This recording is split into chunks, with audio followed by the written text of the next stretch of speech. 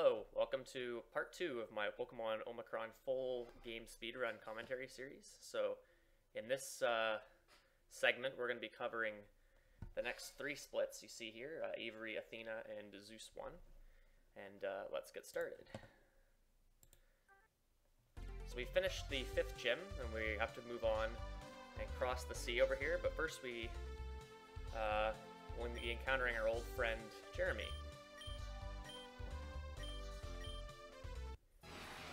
Now, if you recall, I didn't teach Brick Break, or I didn't teach Rock Slide over Brick Break earlier, and so for that reason I still have Brick Break now. This actually makes this fight a little bit easier. I'd otherwise only have Wing Attack to really deal with this Scramble. This Scramble's pretty bad. It knows Roar, which obviously wastes a lot of time. It brings out one of your slaves, and the experience routing is extremely tight. We need to maximize the experience we get on the Hawlucha at this point. So if we use Roar, if he uses Roar, we have to sack the slave, and it just wastes a lot of time. But I can just one-hit him with Brick Break after a Hone Claws, so it's all good. And the rest of Jeremy's pokes go down in one hit. The Magmar can have Flame Body, which can burn, and if that happens, I won't one-hit the Nidorino. And Nidorino can also Poison Point, but that's okay. It's the end of the fight. I'm going to have to heal anyway before the next fight. So Jeremy will be giving us Surf. So as you see here, the next road is water, and we luckily get Surf right then and there, which works out really well.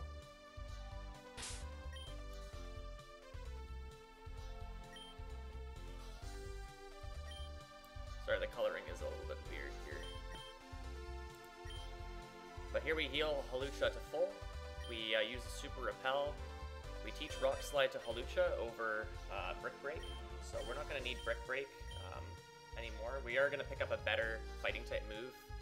Better in some ways, worse in others, but overall better. We'll be picking that up a little bit later. We're also going to teach a couple HMs. We're going to teach Fly to Noibat.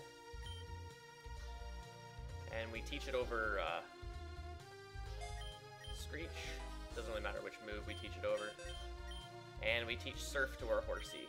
So that's the first HM our Horsey picks up. And then we have to surf across this water. So this route is, there's a lot of swimmer trainers that are spinners. We have to dodge them. We don't really have anything good to deal with those trainers at all. So I just do a quick save before each one. Doesn't waste a lot of time. I do pick up 2 items on this route. One of them is TM18, which is Rain Dance. It's a move we're going to need a little bit later in the run. We're also going to go pick up a Full Restore the next little bit here. The Full Restore is a very useful healing item. Heals both health and status. We don't get to buy these until much later in the run, and to have one for this point, or for the next few splits, is really useful. And then we end up in Ladoga Town. So first thing we're going to do is we're going to go to this house here, and this guy sells me pretty much all of the type boosting attack moves. So for each of these moves, it boosts the corresponding type by 20%. So we pick up the Black Belt, which boosts fighting type moves. We get the Sharp Beak, which boosts flying type moves. And we get the Poison Barb, which boosts our poison type moves. 2 of those will be used. The first 2 will be used on Hawlucha, and the last one will be used on Bellsprout a little bit later.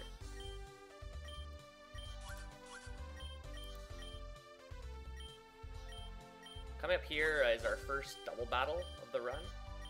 Well, first serious double battle. We switched Bellsprout to the top here because the lead Pokemon in this fight can have Intimidate, and we really don't want to be getting our attack dropped straight off the bat. So Stantler has a pretty good chance of having Intimidate here.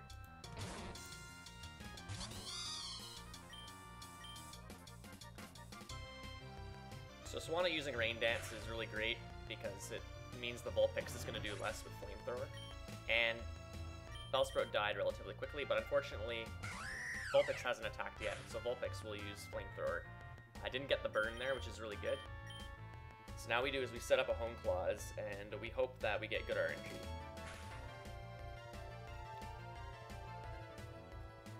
And luckily, the or the Stantler rather, used Confuse Ray on Swanna, which is Morgan's Pokemon. Morgan is one of the Elite Four members. We're going to be fighting her a little bit later. Here we use Rock Slide.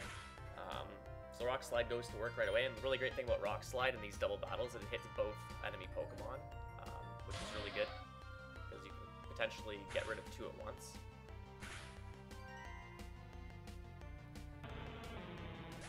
This Swanna killing the Stantler was really, really good, because it means that we get to see Lunatone. Lunatone's very scary. It has Psychic, which is obviously super effective, so we use our custom move here. We don't use Rock Slide. If the Stantler hadn't died, we would have had to use Rock Slide. We would have killed both Ponyta and Stantler, and we would have gotten both Lunatone and Solrock. So Solrock is going to come out after Ponyta, and both of them have Psychic and are both very scary pokes to deal with. So not a good situation to be in. But we got lucky there, and we got to deal with Lunatone first. This Gallade, I think it has... I don't know if it has anything too dangerous, but again, we get really good luck with the Floatzel taking out the Ponyta, and we have Solrock to take out. Sorry, this fight's really hectic. There's a lot going on.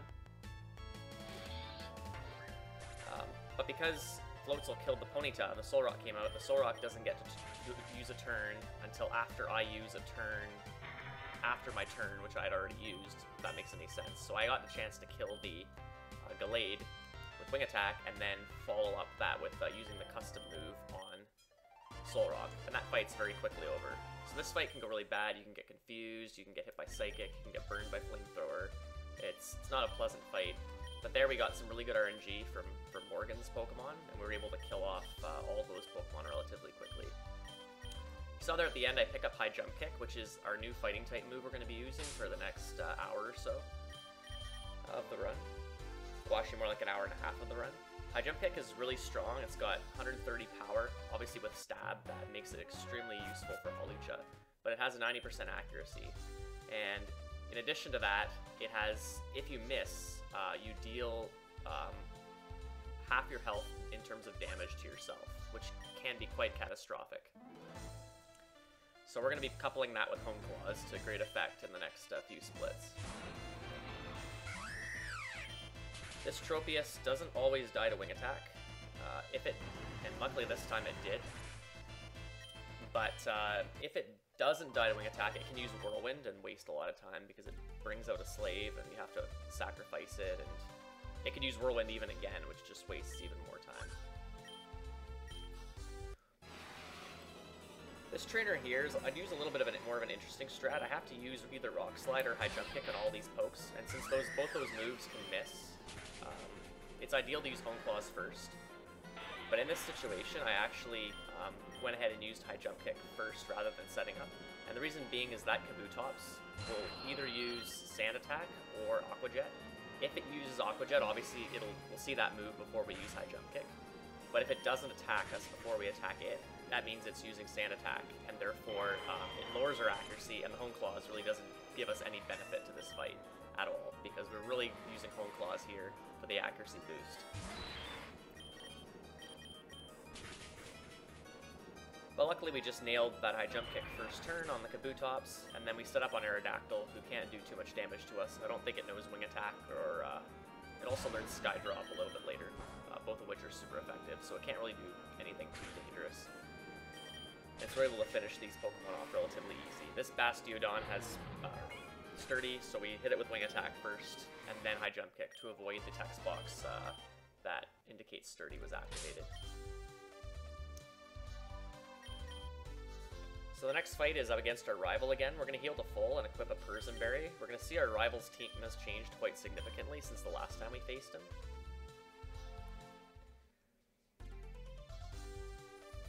And the Persimberry is absolutely essential for this fight. Just have to dodge a few trainers here and do a quick save, because since this guy controls us quite a bit.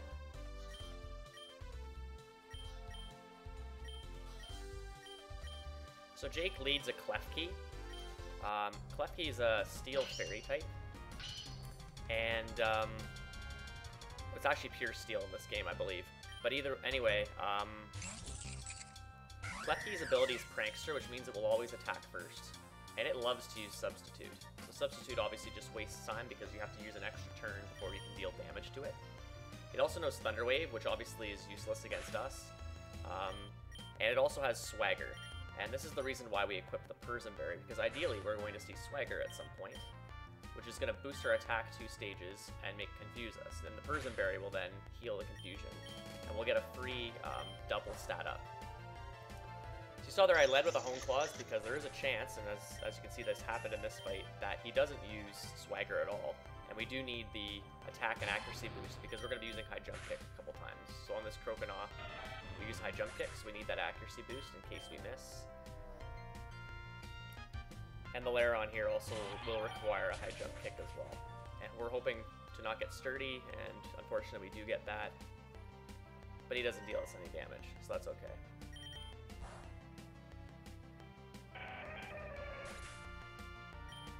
So Hone Claws is just a really useful move because it allows us to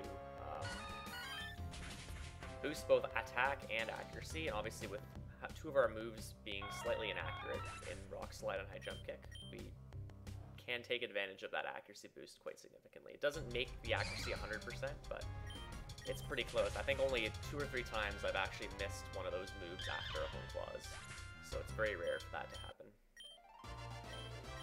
The rest of Jake's Pokemon go down in 1 hit relatively easily.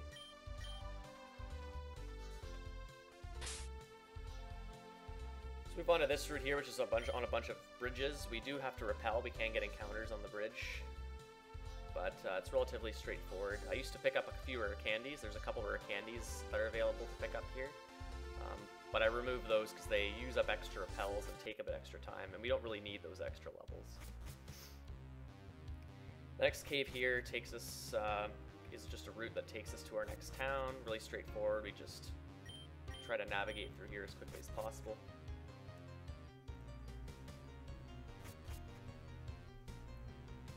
Movement errors aren't too big of a deal because our repel will run out long after we exit, unless we really screw up.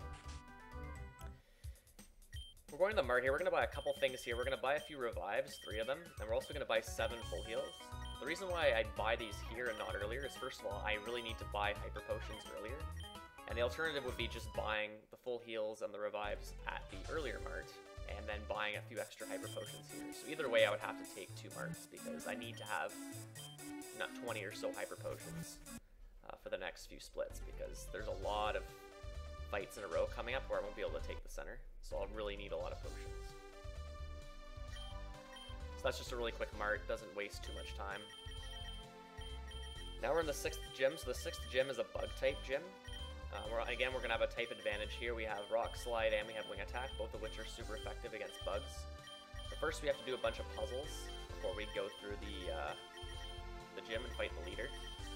These puzzles are very similar to the puzzles we see in the Ruins of Alph in Gen 2, Pokemon Gold, Silver, Crystal.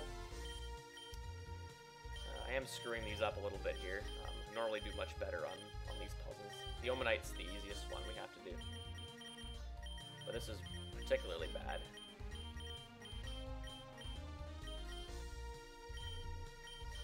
Took me a while to figure out which was the correct one here.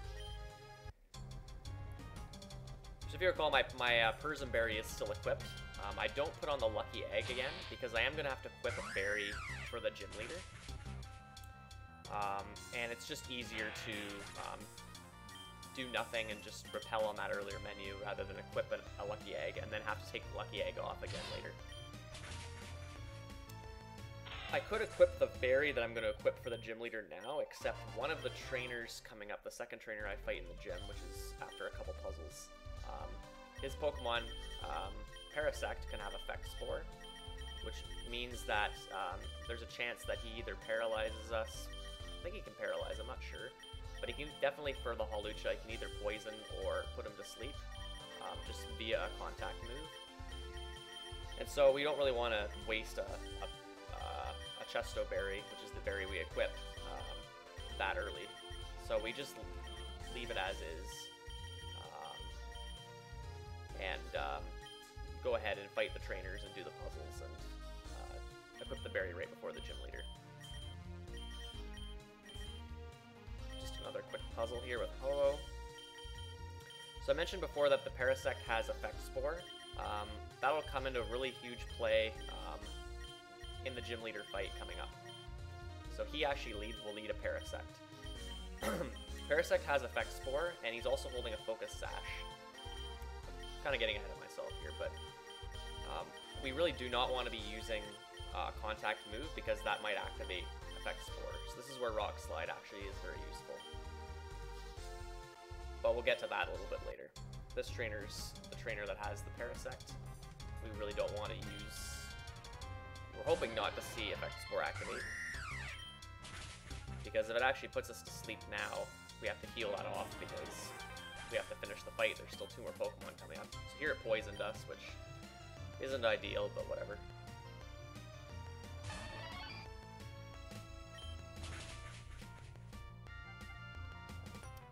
I forgot to mention earlier, right after that Mart, we also picked up the Waterfall HM, which we'll be teaching a little bit later to our Horsey. So as you can see, I took a little bit of damage on this fight. No big deal.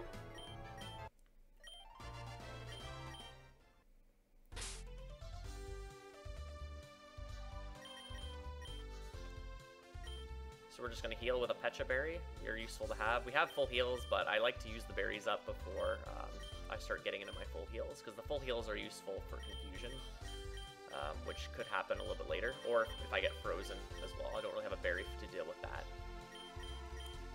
So I just deal with the Pecha Berry. This puzzle's a little interesting. The other one, we can actually just drag the tiles around and drop them in place. This one's a swap puzzle, so we have to actually, we can only swap tiles with adjacent tiles. So what I like to do is just start working at the top of the puzzle, put those pieces in the right spot, and then move my way down. This puzzle turned out okay, actually, so pretty good. Here's where we equip the Chesto Berry. So Chesto Berry, again, will heal us if we get put to sleep. So this Parasect has 4 moves. He has Spore, which is 100% accurate move that puts me to sleep.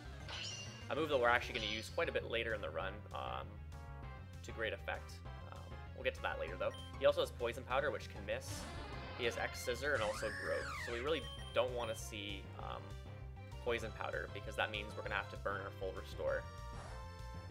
So first turn is X Scissor, that's really good. Does a little bit of damage, but not too bad. Turn 2, he uses Spore, which activates our Chesto Berry. So that gets rid of the Chesto Berry, which is really good. And now we're really hoping not to see Poison Powder or Spore. Turn 3, he uses Growth, because again he has the Focus Sash. And now we're actually going to heal to full using either a Super Potion or a full Restore. Now, luckily, since I wasn't statused, I can just use a Super Potion, and it's all good. And that Parasect will die after 2 Rock Slides. And again, we're not activating Effect Spore because we're using a non-contact move, which is Rock Slide. Similar situation with Volcarona here. Volcarona has Flame Body, and contact moves will burn, and that's obviously not good. It's burning cuts our attack in half. But the main reason why we heal to full is because of the Pokemon coming up after this, the Scavalier, which is a Scizor. And Scizor has a Mega Evolution in this fight, and Bullet Punch can do quite a lot of damage.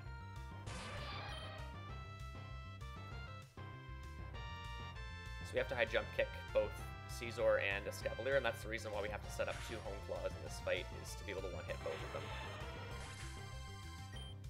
And we didn't even get Bullet Punch from Scizor there. He's not guaranteed to use it, so that's really good. This Shedinja also has a Focus Sash, so we have to hit it twice to kill it. And we unfortunately got cursed there, so we took a little bit of damage. We're going to have to heal that off later. You can also use Disable. And if you know about Shedinja, you can only hit it with moves that are super effective. It has, I can't remember what its ability is, Wonder Guard, I believe. And luckily we have 2 moves that can kill it in 1 hit, or that are super effective rather in Wing Attack and Rock Slide. So if we get Disable Wing Attack, we just use Rock Slide on the last 2 Pokemon, no big deal. That Ninjask can also Troll, it knows Detect, it's pretty fast. It can do it can waste a little bit of time, but overall, not too bad. So that's Avery down, so that's 6 badges out of the way. So you'd think with 6 badges in an hour and 25 minutes, we'd be at the Elite Four within half an hour, but that is absolutely not true. There's 2 fairly long gauntlets of trainers that are coming up, which we need to deal with. You'll see there I equipped the Lucky Egg, because I'm going to need that Lucky Egg back on immediately to start racking up experience again. And because our Chestoberry got burned, we don't have to sit through the text box of having to swap items around. We just equip the Lucky Egg and we're ready to go. So next we're supposed to go into Mount Press, which is that door there that you can see behind the Team Olympus person here. I think it's Athena. But unfortunately she kidnaps us and we get taken to the Team Omicron base. But luckily Graham is able to break us out. Now we have to fight through the base and get to the end and stop their evil plans. Now I'm supposed to heal with potions here, but because my potions are quite tight, I elect to take the nurse heal there. It doesn't waste too much extra time. The reason being is we need to be fully healed for this fight here, which is where we start to really see Hone Claws. This section here is where we start to see Hone Claws go to work. So we need to be using 3, all the moves we're using in this fight are all inaccurate, so Rock Slide and High Jump Kick. So we're using that Hone Claws to both boost accuracy and attack, so it's allowing us to one-hit everything and not have to worry about missing. Again, there is still a slight chance that we can miss, but it's not too bad overall.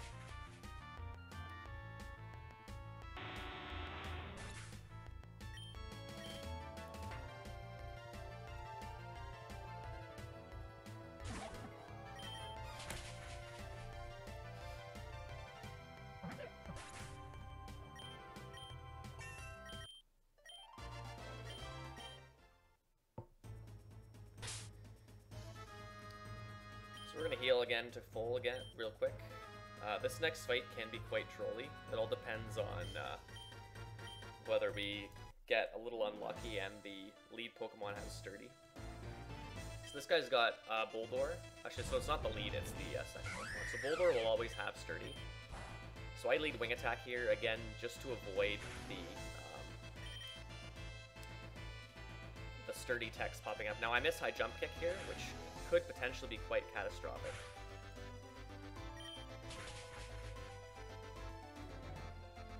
But I hit the second one and now I'm at really low health, so obviously High Jump Kick took half my health away. And now we're really hoping that this Graveler doesn't have Sturdy because we need to hit it with High Jump Kick. And he has Sturdy. I think I die here, I'm not 100% sure. Yes, I do. So that's the danger of using High Jump Kick without using Hone Claws first. Now here I elect to, rather than reset the fight, I just revive Hawlucha.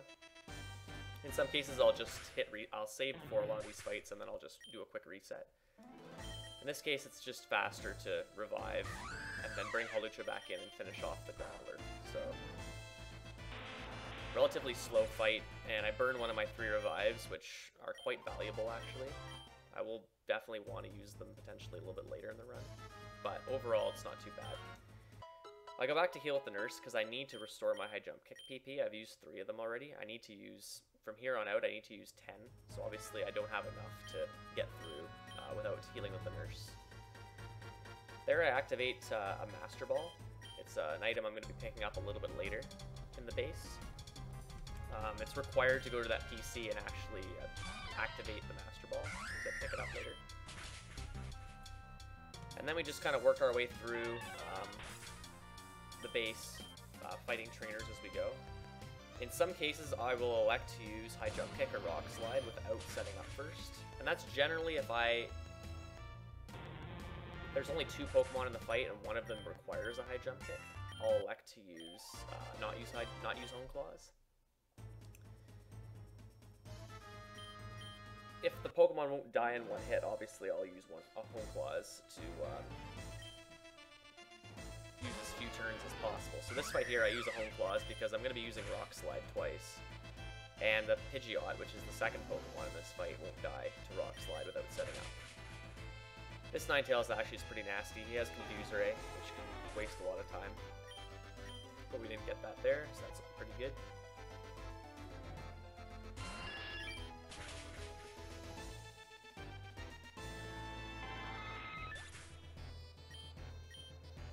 This section is really key to conserve potions as much as possible, so I'm going to be healing before some fights and not others.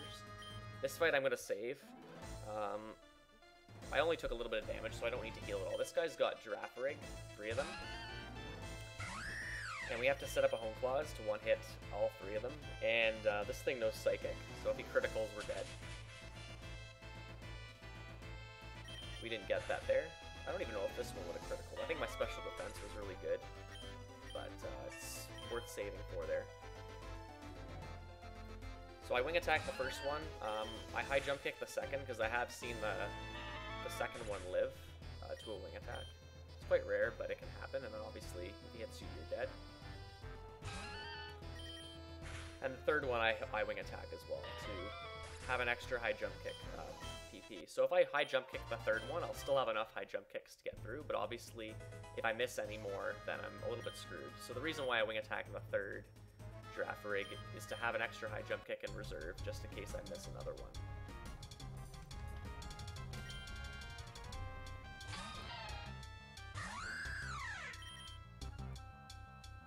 So again here, setting up a Home Claws to both boost accuracy and attack.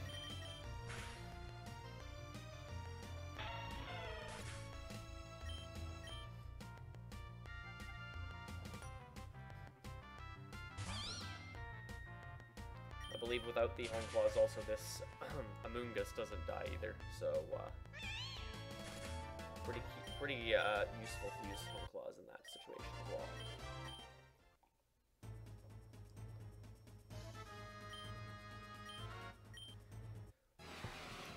This guy's quite interesting. He leads a Delibird. We have to set up twice on him.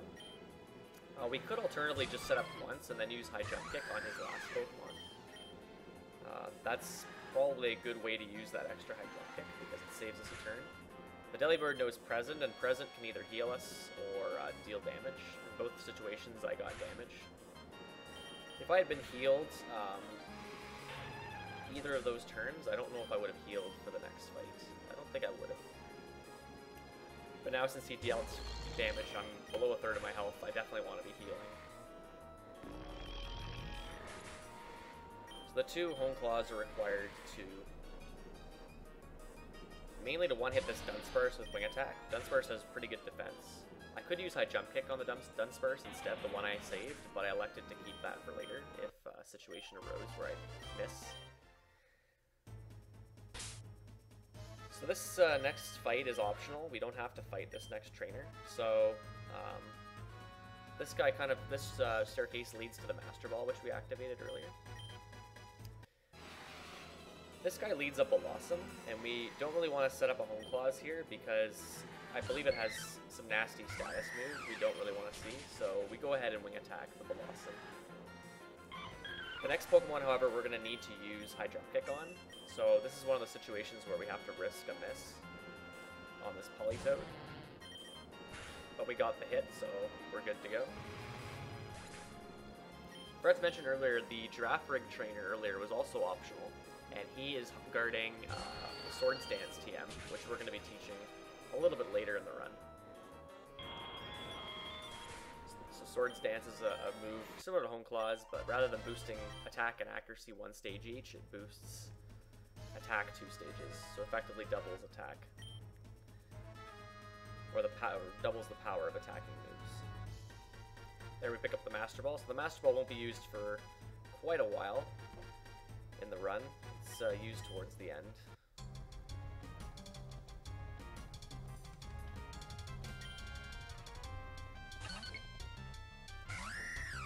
So this trainer I normally use Home Claws once on the Togetic, because the Togetic can't do a whole lot of damage. And then I hit his next Pokemon, which is a Slowking, and it requires 2 hits with Wing Attack. It also has, Slowking has Zen Headbutt, which is a stab super effective move on us. And so generally, the first swing attack has done enough damage that you could probably set up 2 Hone Claws and kill the Slowking in 1 hit. So that didn't happen there. I still needed 2 hits to hit the Slowking, so that Slowking must have had really good defense. But generally, I should do enough damage to kill there. The advantage, obviously, to using the second Hone Claws is I was able to 1-hit the Togetic with Wing Attack. I normally use Rock Slide. So that saves a super effective text box. So that was a little bit of a bad luck situation that occurred.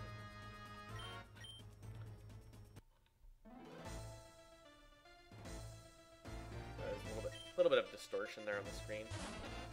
This is another fight where I need to use High Jump Kick, but it's faster to just Wing Attack the Golduck twice rather than set up the Hone Claws. And then risk the miss of High Jump Kick on Explode.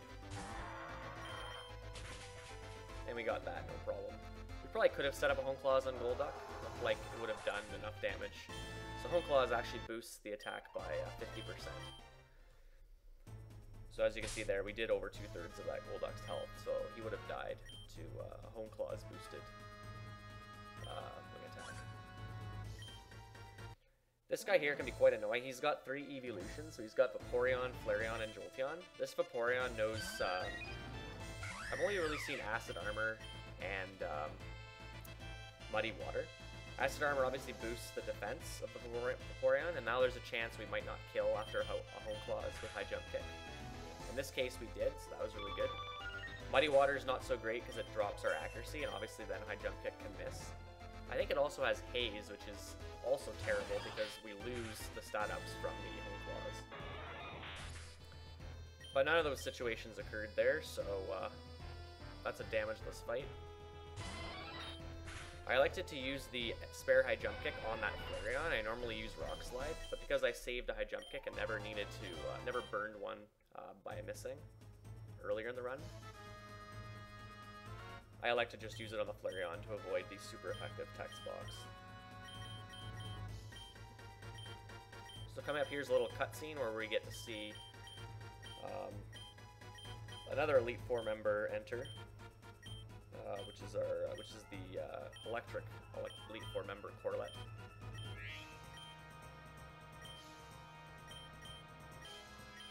This fight's relatively straightforward. We just set up a Hone Claws and then we sweep.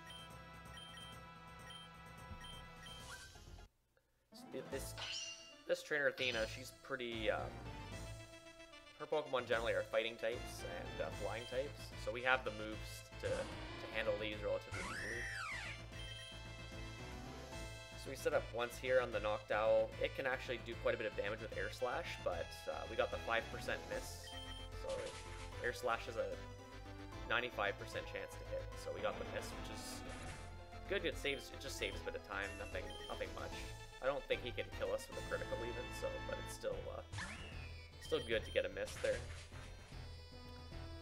And then we just finish off the rest of our Pokemon with Wing Attack for 2 of them. The Mienshao and the Medicham. And then we finish off, use our final High Jump Kick on her Lucario. So Lucario won't die to Wing Attack. Lucario's steel fighting type, so Wing Attack just isn't powerful enough, so we have to use High Jump Kick and deal with the super effective text. So that's Athena out of the way. And now we're able to leave the base because both Corlett and Graham come to our rescue. So that split was pretty good. We're only about 21 seconds away from the best split, the gold split. We're now free to leave the base. And alternatively, I could pick up the Master Ball now, fight that extra trainer now, but I like to fight him during the run because that gives us a little bit of extra experience for the later fights. I don't think it really makes a difference. It'll obviously make the Athena split a little bit quicker, but at the end of the day, that doesn't really matter. That time would just get added on to the next split. So now we can exit the base. We're going to use Fly. We don't use Fly that often in this run, actually. This is the first time we get to use it. So now we fly back to the town we originally started at before we got kidnapped, which is Treasure Town. And we go take the center, because we're in for a bit of a grind, a massive gauntlet of trainers in Mount Cress, which is this, this mountain we're entering here. So in this menu, we're just going to use a repel, and we're going to teach Waterfall to Horsey. There's really no optimal place to teach Waterfall any other times. I just elect to do it here, because we're going to need to use it in a few minutes. So the first little bit of the run, or of this Mount Cress section, we're going to face a couple trainers which lead Gravelers, and Graveler, as we know, can have Sturdy, and these Gravelers also know Self-Destruct, so what we have to do is obviously set up a Home Clause so we can hit a high jump kick, and we're really hoping to see Self-Destruct turn 1. Now unfortunately we didn't get Self-Destruct, so we have to use a high jump kick, and he didn't have Sturdy, so the worst thing is for him not to use Self-Destruct turn 1, and then he gets Sturdy, and he then uses Self-Destruct, because that's a waste. The reason why this is so important is we ideally want to save a high jump kick, because that'll make one of the later fights a little bit quicker. We save a turn on that fight. This Crustle has Sturdy. I think it always has Sturdy, so this is why I'm using Wing Attack twice, rather than using High Jump Kick here. Or even Rock Slide for that matter. I think Rock Slide would have killed, because Rock Slide's super effective on that. He's a Bug Rock type, so yes, it would be super effective.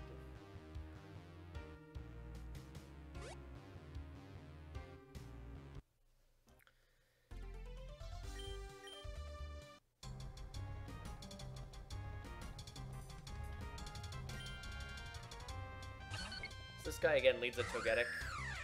Togetic isn't too harmful. He used Ancient Power there. I have gotten Ancient Power, and then he gets all the stat ups after, which not only wastes time, but I don't believe it would die to Rock Slide, so that is a bit of a waste. And then on this fight, we're using only an accurate move, so we have to really use a Home Clause here. So we use High Jump Kick on the Raichu, and then a Rock Slide on this Minun. So the next fight coming up is a pretty scary fight. The lead has Electric type move, and is a pretty powerful Steel type as well. And obviously since it's Steel type, we have to use High Jump Kicks, so we have to use a Home Clause and set up. The second Pokemon in this fight is a Magneton, which can have Sturdy. And so obviously if we get hit by this Clang pretty hard by an Electric type move, or even a Steel type move, and then the Magneton has Sturdy, we can get wrecked pretty good. But luckily we got Mirror Shot, which does only a little bit of damage.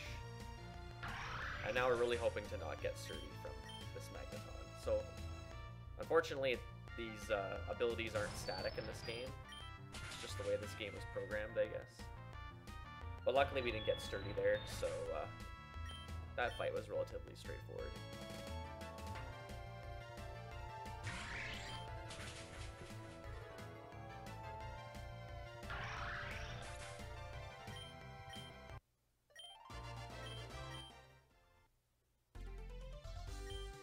This next fight, he's a little youngster, and he doesn't look that harmful, but he actually has a pretty bad team, so he leads an Eevee. It would be nice to set up on this fight, because it would allow us to one-hit everything and not have to risk an inaccurate Rock Slide. But that Eevee has moves. I think it has Sand Attack. It's not a really good Eevee to have, or a good Pokemon to fight. The big problem is this Spinda. So this Spinda has Dizzy Punch. It also has Teeter Dance. Teeter Dance confuses. And for whatever reason, it's just absolute bullshit. You can be confused, you can heal the confusion, and then he will use Teeter Dance again and again. I don't know why the AI is like that. It's honestly cheating and it's bullshit, but whatever. So I quickly realized that the quickest thing, the safest thing to do is just to switch out, sacrifice a slave, and hopefully he uses Dizzy Punch, which he did, and then we can just finish off the Spinda with Wing Attack. If we crit the Spinda, obviously that's the best situation because we don't have to deal with that BS. But alas, no. This Darmanitan goes down to Rock Slide. When hit, obviously we can miss, but it doesn't do that much damage to us because he's got pretty good fire type moves, but his special attack is absolute shit, so he can't do that much damage. So it's not too bad if we miss a Rock Slide here. Coming up here is our next trainer, which has a Graveler with the lead as a lead, and we're really hoping on this guy that we get the Graveler to use Self-Destruct after we set up turn 1.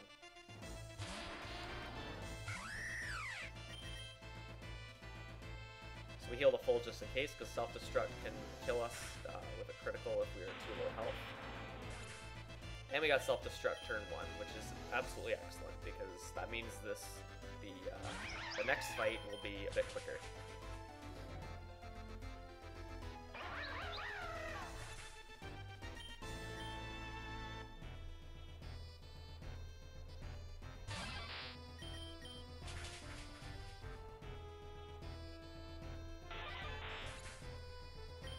Now this guy's last Pokemon is a Graveler, and it too can also have Sturdy.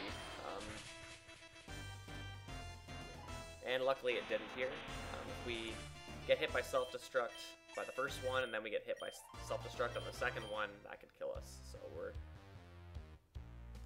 hoping that doesn't happen. Luckily that fight went exactly as planned.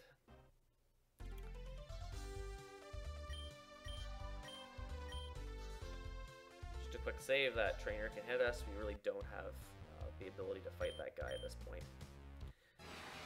So this guy here, we have to, is the fight where we can save a turn. So this guy leads an Audino. Now because we have 2 high jump kicks, we can high jump kick the first 2 of his Pokemon, which is the Audino and and it's an Electrode. Because we have the high jump kick, we only need to set up 1 Home Clause, and then we can go ahead and kill the Audino. The Audino will die regardless of what you do, but the Electrode will not die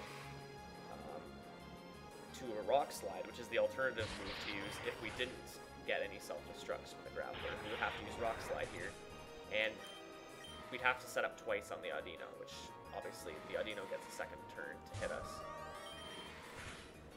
But because we got that, we saved that high jump kick, we're able to get through this fight in 4 turns, which is really good.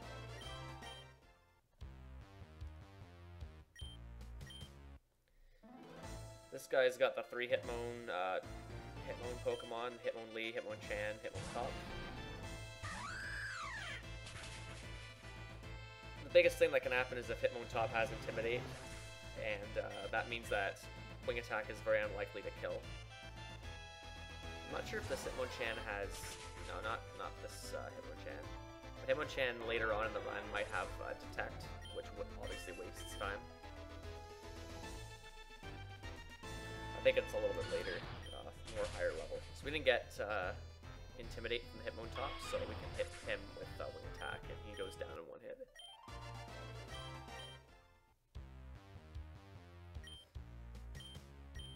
So here I think is the last situation where we ever use Strength, so we don't actually use Strength that much in this run. Do a quick save here. It's a pretty safe fight, but there's potential for bad stuff to happen. So our health is a little bit low. We have to set up a Home Clause here because we have to hit a Rock Slide, and also to boost our attack. We're going to be using Wing Attack for most of the Pokemon in this fight.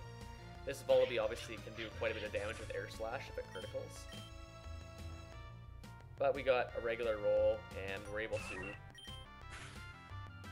hit the Volibee and also the Swallow with Wing Attack without too much difficulty. I used to use Rock Slide on this fight, but obviously we get the super effective text box for those first 2 Pokemon, and obviously that takes time, so it's just easier to use Wing Attack. Pidgeot, we have to use Rock Slide. Pidgeot's defense is just too good.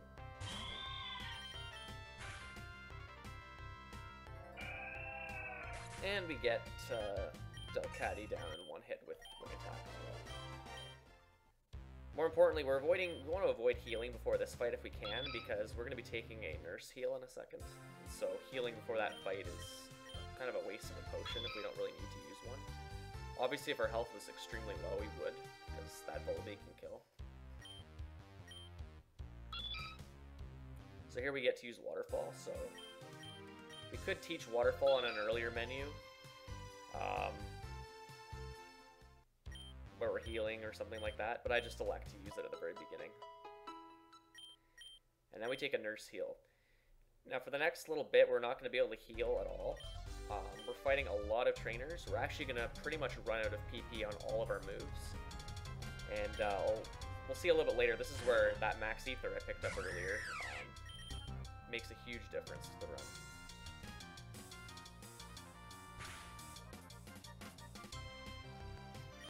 So here's, okay, so I use Wing Attack here. This Kecleon can use Substitute, which obviously wastes time, and valuable PP on Wing Attack.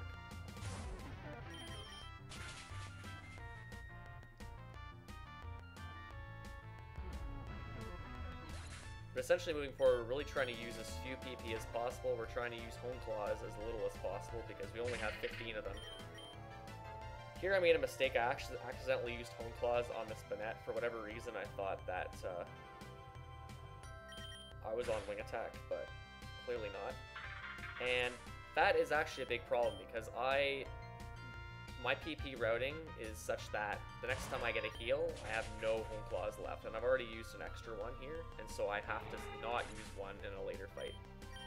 So at this point in the run, I was thinking about which fight I would elect to not use a Hone Claws on. And I'll mention it's, I think, 2 fights from now. Not this fight, not the one after, but the one after that.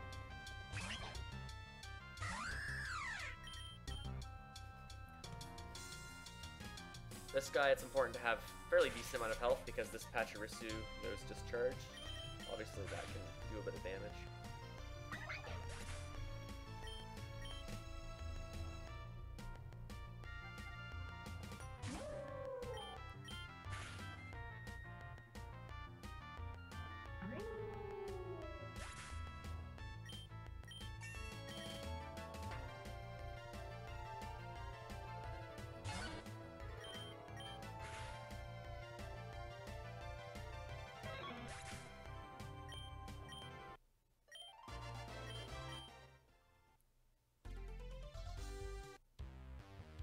The next fight coming up is, actually no, this is the fight I elect to not use Hone Claws on. My bad, I made a slight mistake.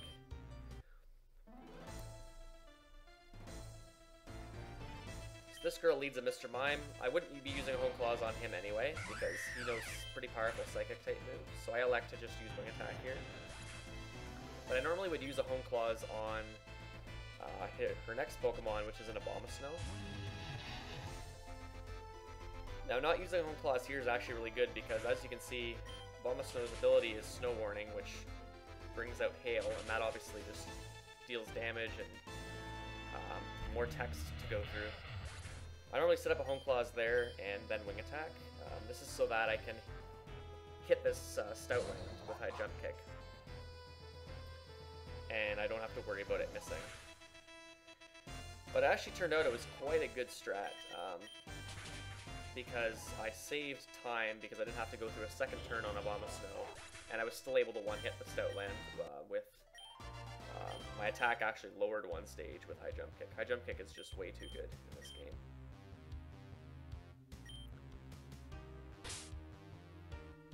This fight can be quite scary. So I'm going to heal a little bit. As you can see, I use a Super Potion rather than a Hyper Potion, so I'm going to try to use my potions accordingly so that I don't run out of Super Potions, because in certain situations I might want to heal a little bit of health, and if I only have Hyper Potions, that's a bit of a waste. So I like to save those Super Potions as long as possible. This trainer is pretty scary. As you can see, that Grumpig nearly killed me from full with Psyshock. It also has Power Gem, which is a rock type move, so it doesn't really do that much damage. We have to set up 2 Hone Claws here, so obviously 2 Psyshocks. If one crits, I'm dead. It also knows Rest. Would have been nice if it had used that move turn 1, but That's Pokemon for you. Lots of RNG. Doesn't always go your way. So once we have those two Home Claws set up, we can then hit these two pokes with Wing Attack. They go down in one hit. Actually, then there's an Espeon. It too dies with Wing Attack.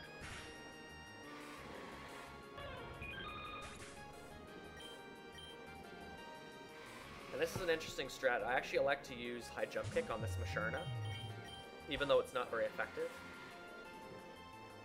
If you think about the power of both Wing Attack and High Jump Kick is a little over double the power of Wing Attack. And so High Jump Kick actually does more to that Musharna than Wing Attack does. And it's pretty close to being a damage range on that fight.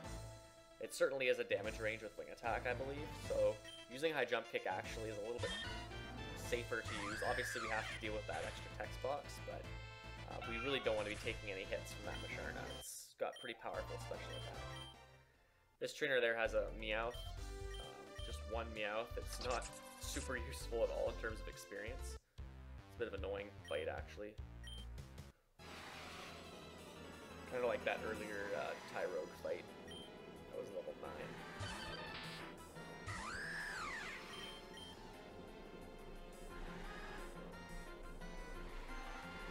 So yeah, so as I mentioned earlier, I saved that. I didn't use Home Claws on that one fight, and now I'm pretty much back to where I need to be in terms of PP. Which is very, very important. I actually almost run out of Wing Attacks, and I run out of High Jump Kicks. Or I do run out of High Jump Kicks and Home Claws in this segment, so we really have to be smart about the usage of our moves. This took a little bit of routing to figure out what the optimal way to get through with this section. Because we don't have that many PP healing items. We have that Max Ether, which we're going to use a little bit later, but we don't have any other PP healing items, and there are no more nurses for a while, so this section is a little bit difficult to do with one Pokemon, but it's manageable. We're going to heal to full for this fight. Luckily, these twins fight as essentially a single battle, so we don't have to deal with the double battle crap that is actually quite annoying. The main, really annoying thing about this run is the double battles. That Alakazam, we don't really want to set up on him. We have to set up 2 Home Claws, and it's much better to set up on this Jinx. So this Jinx has, I think, 3 moves that I've seen. It has Avalanche, which is a super effective ice move. I believe it's physical, and Jinx is not a physical attacker, so that doesn't do a lot of damage. She also has Body Slam, which again is a physical move, doesn't do a lot of damage, and it can't paralyze us because we have Limber. And she also has Fake Tears, which lowers our special defense, I believe. And we're not going to see any special attacks hit us in this fight. So that's optimally the best move to see from the Jinx. We got 2 Avalanches, which is a little slow, but not a huge deal. I also, before this fight, I used the Go Goggles, which, if you noticed, it was hailing. That turns off the hail, and we save turns in battle because we don't take hail damage and get the text boxes. And that's just an immense waste of time. We'll see later that the hail being turned off has its detriments as well. We'll see that on the next fight. This trainer is pretty easy.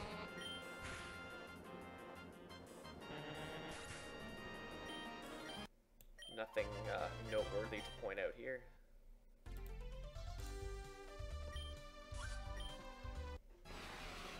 So this guy here, he's got a bunch of Pokemon. We need to use High Jump Kick on all 4 of them.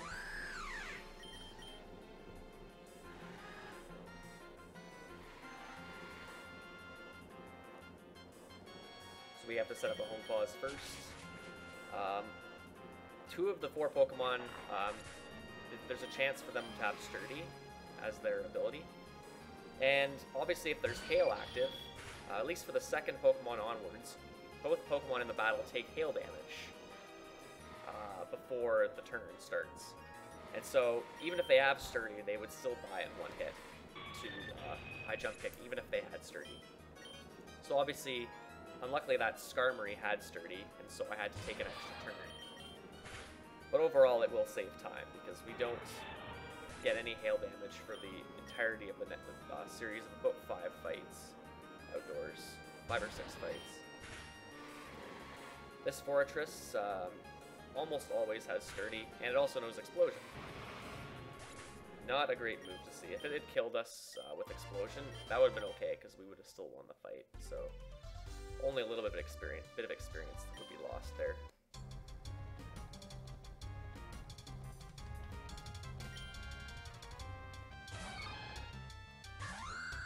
I don't know if you noticed, but I now have no more high jump kicks left. So I'm going to need to use that Max Ether, because I'll definitely need to use high jump kick quite a bit more on this Mount Press section, and we obviously don't have the PP, so we're going to have to use that Max Ether we picked up. So it's very lucky there is a Max Ether available to grab. As I mentioned in my previous commentary video, you can buy ethers later at the department store, but you can only pick up pretty much one ether that's convenient to get. So that proves to be very useful. So yeah, if there was hail active, I would be probably needing to heal at this point as well, because the hail damage would have just accumulated too much, and wouldn't have turned out quite well. So here, because I have to use a Max Ether, I might as well heal, so I go into the menu and use a Hyper Potion and use that one Max Ether. And almost used it on the wrong move, which would have been pretty costly. Because on this fight we have to use 2 high jump kicks, and we need to restore PP. This Excelgor can either use Giga Drain or Agility. If it uses Agility, it will be faster than us, and so it'll use an extra turn. Luckily, the second time it used Bug Buzz, so actually that's another move it can use. Bug Buzz is obviously quicker than Agility. Agility is pretty slow. I guess Bug Buzz is the best possible move to use there.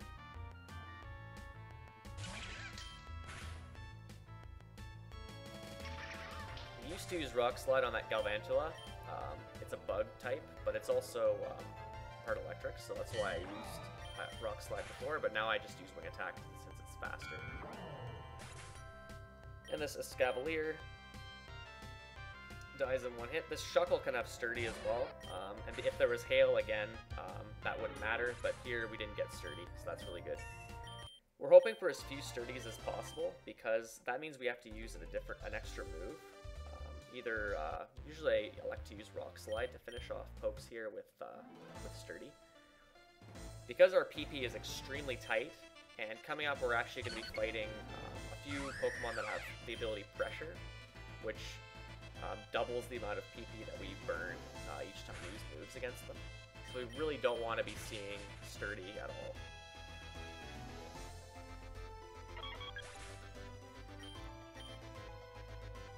Here's another fight that's Togetic into Slowking. Pretty sure it's the exact same guy as last time. So again, I use high jump kick here. Similar with the Musharna situation, but high jump kick just does more damage than Wing Attack to the Slowking, so it's just a greater odds to kill it in 1 hit.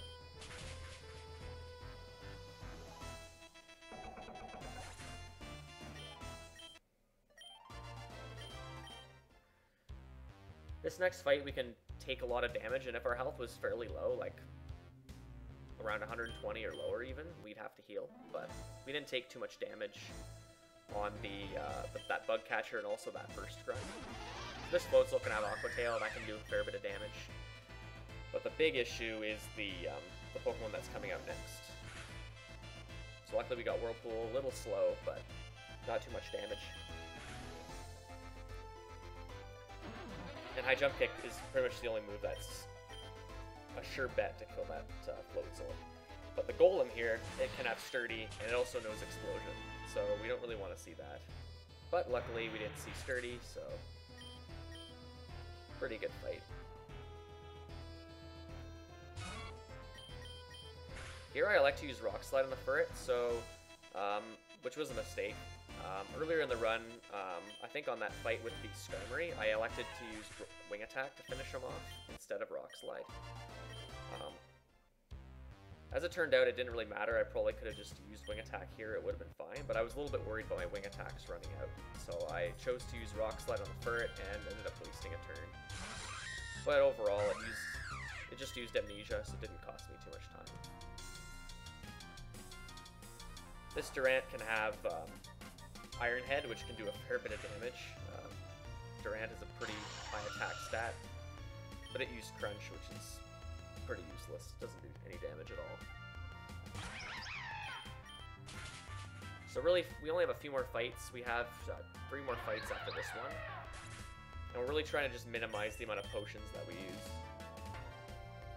Because potions are extremely tight, and we may need quite a few of them for the double battle that's coming up.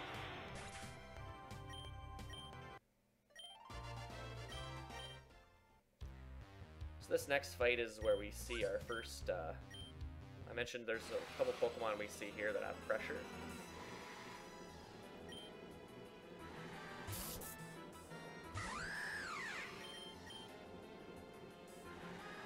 So this Basculin has,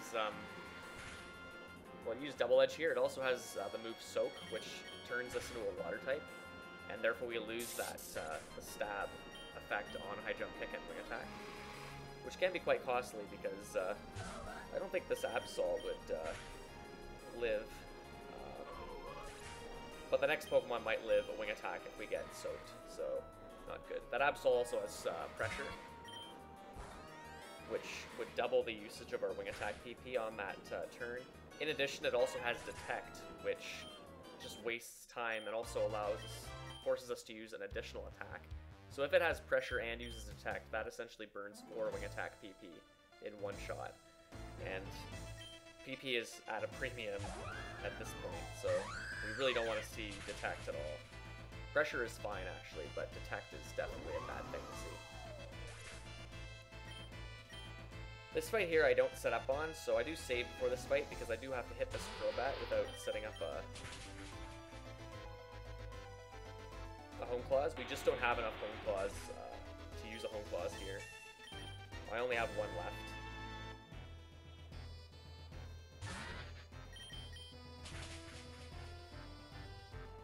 And so that went fairly well.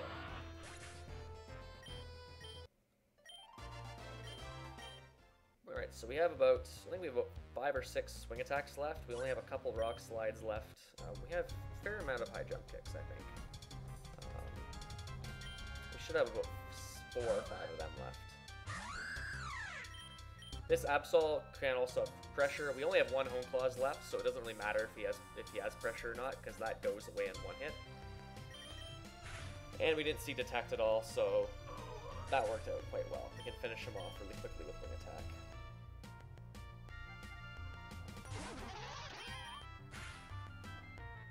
Again, High Jump Kick on the Floatzel because it might not die to Wing Attack. We also have the PP to use, so why not? If we got a bunch of pressures from the Absol and wasted a bunch of PP, we would have to use High Jump Kick on that Chinchino, which is obviously a little slower than using Wing Attack, but we had enough Wing Attacks to get through that. So that all went well. So now we finally get to take a free heal. Luckily, none of these trainers fight us. And we get a free heal. So coming up is another double battle. So again, I swap Bellsprout to the top. Because Bellsprout is weak to the leads of these trainers coming up. And also because one of them leads a Stantler, and the Stantler can have Intimidate, which obviously does a drop to the attack stat, which is not ideal. In this double battle, we're teamed up with Jake, and Jake is absolutely useless. I cannot understate how useless he is in this battle. So this Ninetales has Drought, which makes fire moves more powerful and makes water moves less powerful. So this for Alligator, for whatever reason, knows Water Gun, which will do absolutely no damage at all in this battle. And its other moves aren't great either. We got the Bellsprout to die turn 1, so we're really hoping to see a good move from Stantler, which we do. Stantler knows, I believe it knows Zen Headbutt. We don't really want to see that. As you can see, that Stantler took like no damage at all. Set up a Hone Claws here. Unfortunately, we get a Psychic from Ninetales. But again, Stantler attacks for Alligator, so that's really good. And then we can Rock Slide these two. The Stantler usually doesn't die here. The Ninetales will, if it takes some damage. I think it dies regardless. Actually, no, in this case, the Stantler died as well. So that's not ideal because now we get two pretty scary Pokemon coming out. We get a Solrock, which knows Psychic. And we get Gallade, which knows Psycho Cut. And Gallade is a really powerful physical attacker, and obviously Psycho Cut will do a lot of damage. Solrock's Psychic will do a lot of damage as well. And so we have to high jump kick because Rock Slide won't kill either of them, so we elect to kill the Solrock. The Solrock's a little more dangerous.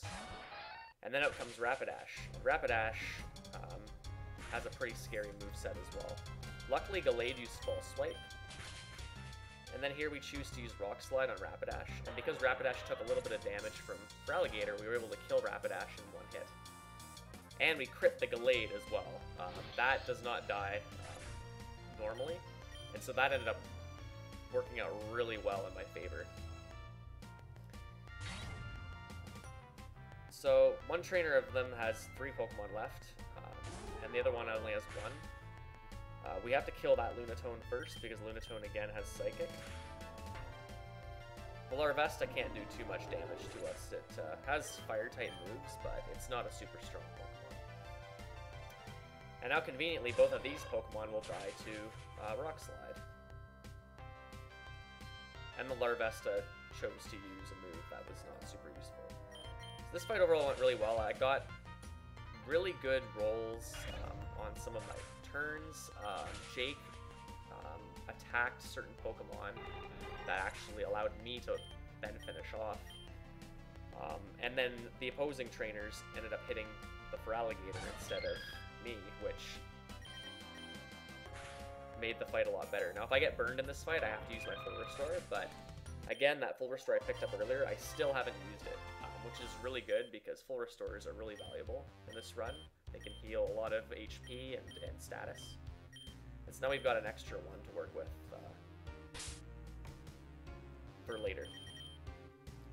So that double battle out of the way, we can then switch Hawlucha back to the top. And here's where we equip our first type boosting move, which is the Sharp Beak, which boosts our flying type moves.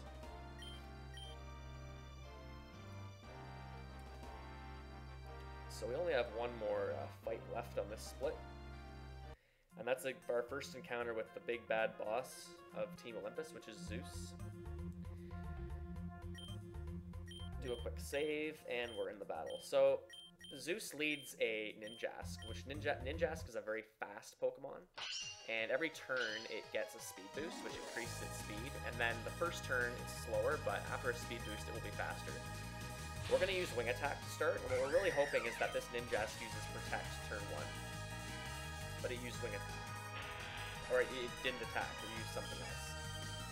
So while the Ninjask died, we're then forced to use a high jump kick on this Electros without setting up.